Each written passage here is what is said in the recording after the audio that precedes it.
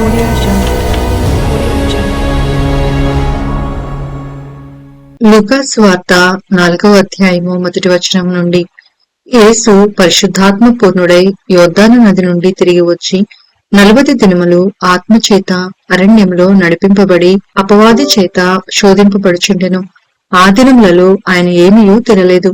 అవి తీరిన తరువాత ఆయన ఆకలి గొనగా అపవాది, నీవు దేవుని కుమారుడవైతే రొట్టె అగునట్లు ఈ రాతితో చెప్పుమని ఆయనతో చెప్పెను. అందుకు యేసు, మనుషుడు రొట్టె వలన మాత్రమే జీవించడు అని వ్రాయబడి ఉన్నదని వానికి ప్రత్యుత్తరమిచ్చెను.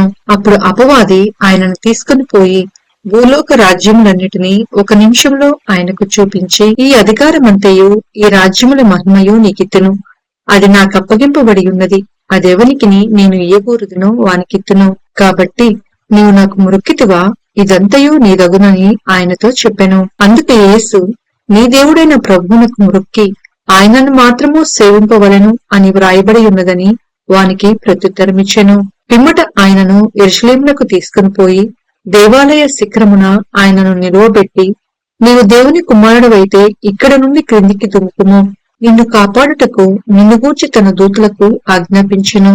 నీ పాదం ఎప్పుడైనను రాతికి తగులకుండా వారు నిన్ను చేతులతో ఎత్తుకొందురు అని వ్రాయబడి ఉన్నదని ఆయనతో చెప్పెను. అందుకు యేసు, నీ దేవుడైన ప్రభువును శోధింపవలదు అని చెప్పబడి ఉన్నదని వానికి ప్రత్యుత్తరమిచ్చెను.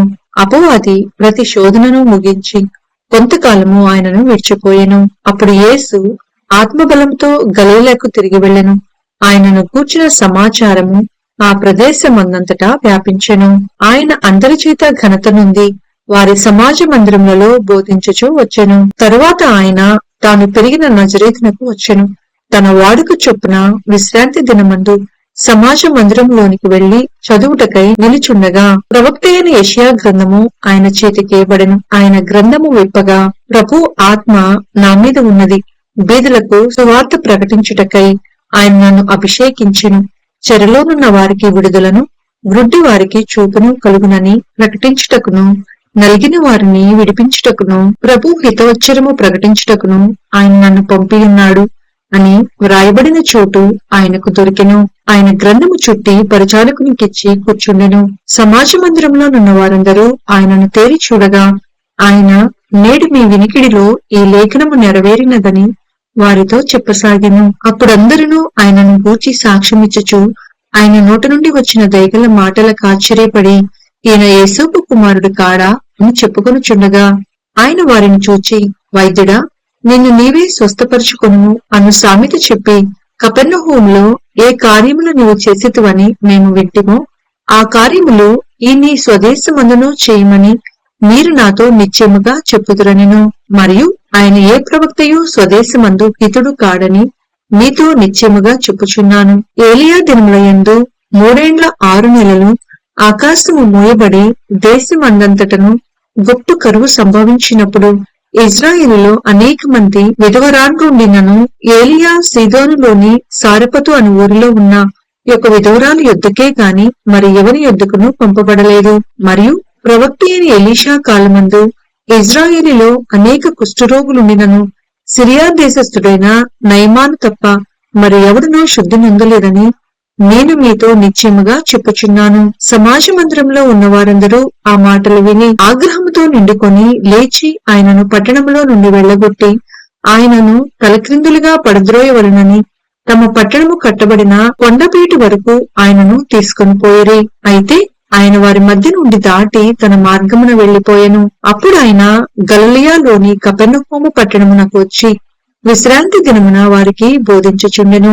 ఆయన వాక్యము అధికారంతో కూడినదై ఉండెను కనుక వారాయన బోధకు ఆశ్చర్యపడిరి. ఆ సమాజ మందిరంలో అపవిత్రమైన దయ్యపు ఆత్మ పట్టిన వాడొకడుండెను. వాడు, నజరేయుడైన యేసు, మాతో నీకేమి, మమ్ము నర్సింపచేయ వచ్చితివా? నీవెవడవో నేను ఎరుగుదును, నీవు దేవుని పరిశుద్ధుడవని బిగ్గరగా కేకలు వేసెను. అందుకు యేసు, ఊరకుండము, ఇతనిని వదిలిపోమ్మని దానిని గద్దింపగా దయ్యము వాని మధ్యను పడద్రోసి వానికి ఏ హానియూ చేయక వదిలిపోయెను. అందుకందరూ విస్మయముంది, ఇది ఎట్టి మాట, ఈయన అధికారంతోనూ బలముతోనూ అపవిత్రాత్ములకు ఆజ్ఞాపింపగానే అవి వదిలిపోవుచున్నవని ఒకరితోనొకడు చెప్పుకొనిరి.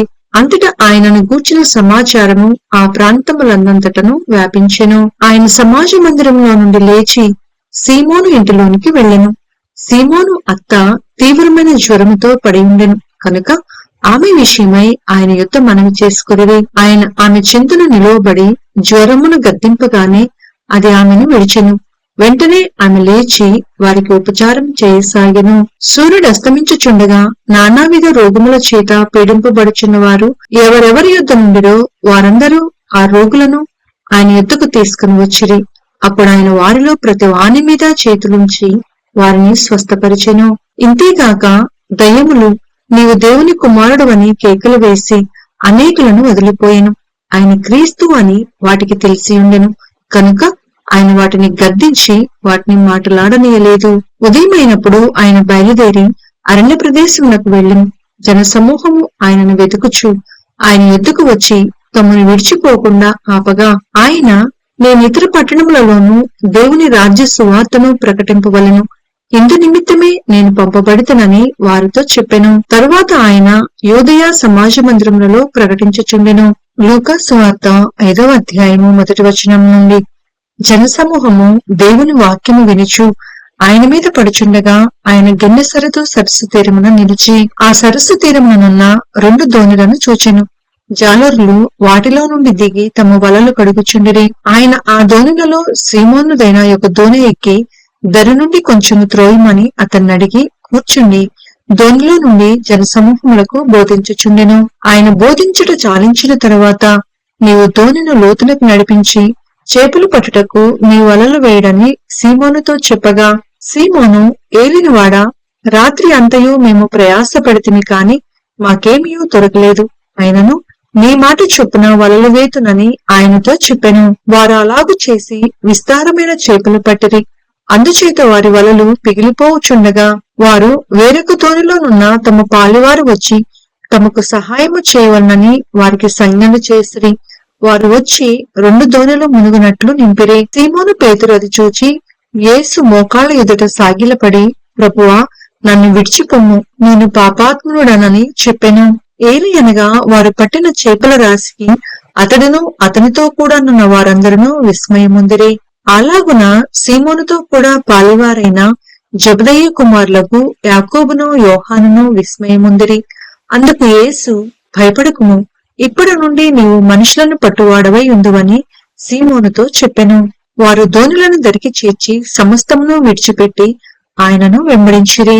ఆయన యొక్క పట్టణంలో నున్నప్పుడు ఇదిగో కుష్ఠరోగముతో నిండిన ఒక మనుష్యుడుండెను. వాడు యేసును చూచి సాగిలపడి, ప్రభువా, నీకిష్టమైతే నన్ను శుద్ధునిగా చేయగలవని ఆయనను వేడుకొనెను. అప్పుడు ఆయన చేయి చాపి వానిని ముట్టి, నాకిష్టమే, నీవు శుద్ధుడువు కమ్మని అనగానే కుష్ఠరోగము వానిని విడిచెను. అప్పుడు ఆయన, నీవు ఎవనితోనూ చెప్పక వెళ్లి వారికి సాక్షార్థమై నీ దేహమును యాజకునికి కనపరుచుకుని నీవు శుద్ధుడవైనందుకు మోషే నియమించినట్టు కానుకలను సమర్పించుమని ఆజ్ఞాపించెను. అయితే ఆయనను గూర్చిన సమాచారము మరి ఎక్కువగా వ్యాపించెను.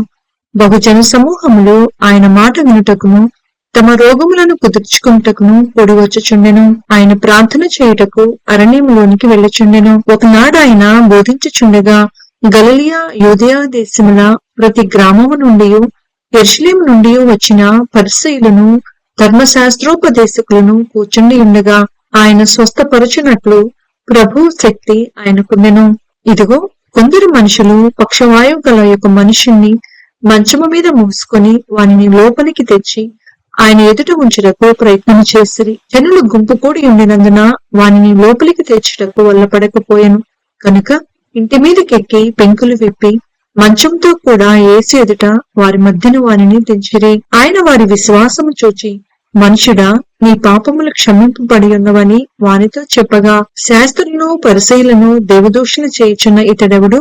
దేవుడు ఒకడే తప్ప మరి ఎవడు పాపములు క్షమింపగలడని ఆలోచించుకొనసాగిరి. యేసు వారి ఆలోచనలు ఎరిగి, మీరు మీ హృదయములలో ఏమి ఆలోచించుచున్నారు? నీ పాపములు క్షమింపబడి ఉన్నవని చెప్పుట సులభమా?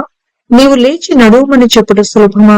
అయితే పాపములు క్షమించుటకు భూమి మీద మనుష్య కుమారునికి అధికారము కలదని మీరు తెలుసుకునవలెను అని వారితో చెప్పి, పక్షవాయువు గల వాని చూచి నీవు లేచి నీ మంచమెత్తుకొని నీ ఇంటికి వెళ్ళమని నీతో చెప్పుచున్నానెను. వెంటనే వాడు వారి ఎదుట లేచి తాను పండుకొని ఉన్న మంచము ఎత్తుకొని దేవుని మహిమపరచుచు తన ఇంటికి వెళ్ళెను. అందరిలో విస్మయం ఉంది.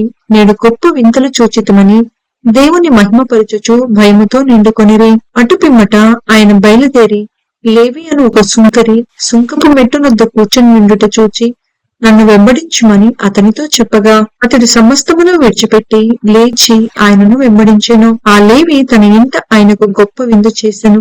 సుంకరులను ఇతరులు అనేకులను వారితో కూడా భోజనమునకు కూర్చుండిరి.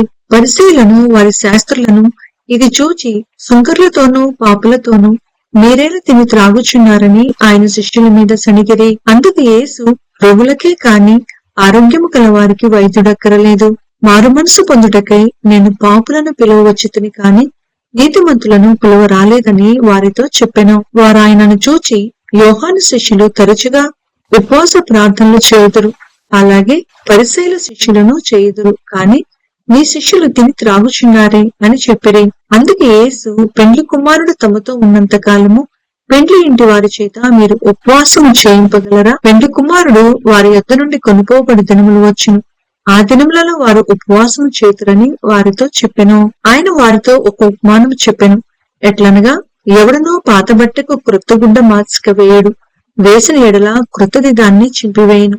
అదేనూ గాక క్రొత్త దానిలో నుండి తీసిన ముక్క పాత దానితో కలియదు.